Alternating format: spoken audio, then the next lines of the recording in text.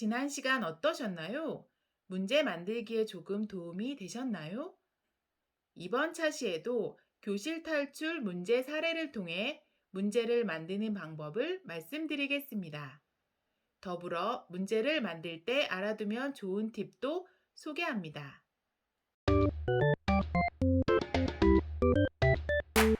오늘도 반갑습니다. 우리 연수생님들 온라인 오프라인 모두 반갑습니다. 지난 시간에 이어서 문제 만들기 연수 계속하도록 하겠습니다. 4번 문제, 한쪽 눈을 감고 기울이면. 난이도 4개짜리죠. 이거 굉장히 어려운 문제입니다. 처음 접하면요. 이 문제 처음 접한 성인들도 이 문제를 풀기 굉장히 어려워했습니다. 매우 높은 난이도의 문제고요. 그래서 힌트를 2개 주고 시작했습니다. 이 힌트로 인해서 별 5개짜리 난이도가 4개로 내려가게 된 건데요. 하나는 한쪽 눈을 감고 기울이라는 문제풀이 방법에 대한 힌트를 문제 속에 넣어 주었습니다. 그리고 다른 힌트는 신문에 그림으로 눈을 그려 넣었습니다. 만약 눈 그림이 없었다면 야, 대체 이 문제 풀 수 있는 데가 어디야? 힌트가 있어? 하고 감조차 잡기 어려웠을 겁니다. 저는 이 문제로 학생들에게 충격을 주고 싶었습니다. 예전에 이런 유형의 문제를 초등학생들에게 주고 답을 알려주었는데 학생들은 굉장히 신기했거든요. 기울여서 봐야 한다는 방법 자체도 신기했는데 답이 눈앞에 있었다는 사실에도 놀라워했습니다. 와, 내 눈앞에 답이 있었네? 이런 거 있잖아요. 내가 보고도 답을 몰랐던 거야? 이렇게 반응을 보였었거든요. 자, 보통 방탈출 문제는 내가 눈으로 보고 머리를 써서 답을 해결한다, 이런 편견을 갖고 있던 학생들이었는데요. 이런 학생들에게 의외성을 보여줬다고 할 수 있죠. 그런데 이 문제는 제가 만들어냈냐? 그런 거 아니고요. 초등학교 때 게임북에 실린 경험으로 만든 문제입니다. 제가 게임북을 예전에 많이 했었는데 초등학교 때도 기억력이 그렇게 좋지 않은 저에게도 몇십 년이 지난 지금까지 이 기울여보기 문제를 기억하고 있다는 것은 정말 어린 제게 큰 충격을 주었다는 거 아닌가 싶습니다. 그래서 저도 제가 받은 충격, 그 신선함, 그것을 우리 학생들에게 제공해 주기 위해서 이 문제를 냈다고 할 수 있습니다. 5번 문제, 접어보면. 난이도 3개짜리 문제입니다. 5번 문제는 학습지를 양면 인쇄해야만 풀 수 있는 문제입니다. 그래서 이게 온라인판도 만들어졌거든요. 온라인을 위해서 하는 학생들을 위해서. 그래서 온라인판에서는 5번 문제가 빠지고 다른 문제를 넣을 수밖에 없었습니다. 신문 앞, 뒷면에 각각 2개씩 접는 선이 있습니다.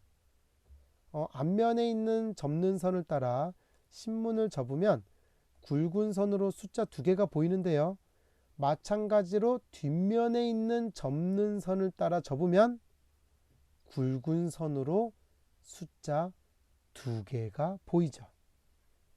이 문제를 낸 이유는 학생들에게 종이, 즉 문제지 자체가 문제풀이 도구로 사용될 수 있다는 신선함을 주기 위해서입니다.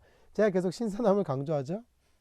또 눈으로만 풀다가 손으로 종이를 접는 행동은 촉감을 자극하게 됩니다.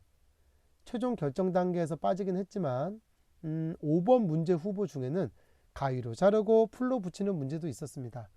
특히 종이, 그러니까 이제 학습지를 만드는 유형의 교실 탈출 문제에서는 계속 자리에 앉아서 문제를 푸는 경우가 대부분이잖아요. 이때 접고 오리고 붙이는 행동은 학생들에게 큰 활동성을 느끼게 해줍니다. 마치 야외에 가만히 서 있다가 달리기를 한 느낌이랄까요?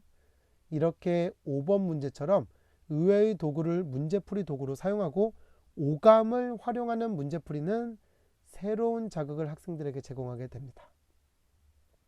온라인판 4번 문제, 함께 부르는 노래. 난이도 2개짜리 문제입니다. 자, 종이 문제는 없지만 제가 온라인판 문제가 있다고 했죠, 따로. 자, 문제풀이 과정의 논리성을 잘 보여주는 문제입니다. 제가 지난 차시에서 문제 제작 가이드라인을 말씀을 드렸죠. 그 중에서 논리성에 대해서 이야기를 했었는데요. 자, 요번 4번 문제와 함께 논리성에 대해서 한번 이야기를 해보도록 하겠습니다. 자, 악보가 있고 그 아래는 게으름별로 그림이 있습니다. 그럼 자연스럽게 악보 속 게으름을 순서대로 그림에 대입시킬 수 있겠죠? 그러고 나면 마디별로 숫자가 완성되어 있는 것을 알게 되죠? 이렇게 문제풀이 과정을 논리적으로 진행하다 보면 어느새 답에 도달해 있게 됩니다. 이와 비슷한 유형의 문제가 1번, 3번, 5번 문제인데요. 예를 들면 지난 차시에 했었죠. 1번 문제는 미로 문제였는데요. 가장 빠른 길을 찾으라고? 그럼 당연히 빠른 길로 가봐야지. 숫자가 보이네. 다른 미로도 이렇게 풀어봐야지. 그런데 미로에 번호가 있네. 1, 2, 3, 4, 5. 그럼 번호 순으로 답을 써봐야지. 이런 순서로 논리적으로 풀이 과정이 진행되게 됩니다. 참고로 이와 다른 유형의 문제는 직관형입니다. 직관형 문제를 풀기 위해서는 순간적으로 답이 딱 떠올라야 됩니다. 2번과 4번 문제가 직관형이라고 할 수 있는데요. 이거는 종이판의 2번, 4번입니다. 예를 들어 2번 문제는 지난 차시 했었죠. 읽기 문제입니다. 세로로 읽는 거요. 일기를 잘 읽으라고? 세로로 숫자가 보이네. 로풀이 과정이 압축됩니다. 논리적 흐름 없이 그냥 직관적으로 답을 얻어냈으니까 이건 뭐 사실 과정이랄 게 있을까요? 4번 기울여 보기 문제도 마찬가지입니다. 물론 힌트를 따라서 문제를 풀면 직관형이라고 볼 수도 있겠지만 원래는 힌트 없이 직관형으로 디자인된 문제입니다. 이렇게 교실 탈출 프로젝트 안에는 문제풀이 과정이 논리적인 문제와 직관적인 문제가 골고루 섞여 있는 게 좋습니다. 그래야 학생들도 이건 논리적이네, 이건 직관적이네, 양쪽을 다 골고루 경험해 볼 수 있기 때문입니다. 그러면 출 문제를 제작할 때 작은 팁 몇 가지를 드리도록 하겠습니다. 첫 번째는 디지털 숫자입니다. 이건 방탈출 문제에 자주 쓰이는 도구인데요. 디지털 숫자가 일반 숫자보다 좋은 이유는 획이 곱고 그리고 꺾이는 부분도 직각으로 되어 있기 때문에 쓰임새의 폭이 넓습니다. 굉장히. 디지털 숫자는 교실 탈출을 하기 전에 연습 문제로 알려주면 좋습니다. 의외로 디지털 숫자를 모르는 학생들이 많이 있더라고요. 자, 두 번째는 암호표입니다. 암호표를 사용하면 왠지 특수 요원이 된 느낌이 듭니다. 스파이랄까요? 그래서 테마 몰입에도 좋고요. 또 암호표는 문제 내는 처지에서도 숫자를 한글로 바꿔준다거나 하는데 굉장히 편리한 도구입니다. 세 번째는 몰입감인데요. 최대한 테마에 몰입할 수 있도록 돕기 위해서 신문기사뿐 아니라 광고 문의 등 신문에 있을 법한 내용으로 채웠습니다. 그런데 완성하고 보니까 요즘 학생들은 신문지를 볼 일이 없다는 걸 나중에 알게 되었습니다. 요즘 학생들 수준에서 학생들을 이해하지 못한 제 실수였다고 볼 수 있죠. 다들 반면교사 삼아주세요. 네 번째, 난이도 조정. 문제를 만들 때 가장 많이 실수하는 게 바로 이 난이도 조절입니다. 교실 탈출은 학생을 대상으로 하기 때문에 무조건 쉬워야 됩니다. 여기서 막 바로바로 풀 수 있고 이런 것까지는 아니지만 뭐 가끔 어려운 문제도 있을 수 있지만 한 5분에서 10분 정도 고민하면 풀 수 있는 문제가 딱 좋습니다. 왜냐하면 어느 정도 성취감을 주어야지 다음 문제에 도전할 동기유발이 되는데 너무 어려우면 아예 포기하게 되기 때문이죠. 거기다가 한 가지 더 이제 팁을 드리자면 처음에 문제를 만들 때 어렵게 만드는 게 좋습니다. 이거는 무슨 이야기냐 하면 어려운 문제를 쉽게 조정하는 게 쉬운 문제를 어렵게 조정하는 것보다 훨씬 더 편하기 때문이에요. 그래서 초등학생이 풀 문제라도 성인용 버전 문제를 만들어 놓고 학년에 따라 난이도를 쉽게 고치는 게 좋습니다.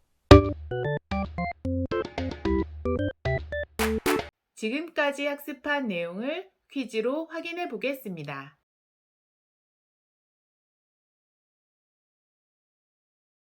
정답은 4번입니다. 적당한 수준의 문제는 학생들에게 성취감을 주고 다음 문제에 대한 동기유발이 됩니다. 학습 정리. 다음 시간에는 교실 탈출 제작 방법을 소개하겠습니다.